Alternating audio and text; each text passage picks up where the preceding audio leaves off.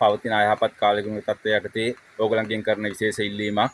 ඕගොල්ලන්ගේ නිවසේ ගැට ගහලා ඉන්න සුරතලුන් ඕගොල්ලෝ වහම නිදහස් කරන්න. සුරතලුන්ට ආදරය කරන ඕගොල්ලන්ගෙන් මම කාරුණිකව ඉල්ලා සිටිනවා මේ සම්බන්ධව අනිත් අයවත් දැනුවත් කරන්න. ඒ අයටත් මේ පණිවිඩය ලබා දෙන්න කටයුතු කරන්න. මේගොල්ලෝ කූඩු ඇතුලේ ඒගොල්ලෝ ගැට ගහලා තියෙන ඒ ලණුවත් එක්කම ඒගොල්ලෝ මිය ඇදෙනවා. ඉතින් ඒ අවස්ථාව මම සියසින් දැකලා තියෙන නිසා ඕගොල්ලන්ට මම මේ කාරුණික ඉල්ලීම කරන්නේ. මොකද ඕගොල්ලන්ට මේ අවස්ථාවේ අමතක වෙන්න පුළුවන්. ඕගොල්ලන්ගේ දේපල ජීවිත ආරක්ෂා කරන ගමන් ඒගොල්ලන්ගේ ජීවත් වීමේ අයිතියත් ඒගොල්ලන්ට ලබා දෙන්න කියලා ඕගොල්ලන්ගෙන් කාරුණිකව ඉල්ලා සිටිනවා.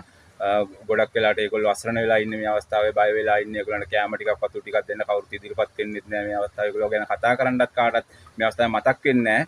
ඒකයි මම ඕගොල්ලන්ට මතක් කරන්නේ ඒ සත්තුන්ගේ ජීවත් වීමේ අයිතිය ඒගොල්ලන්ට ලබා දෙන්න.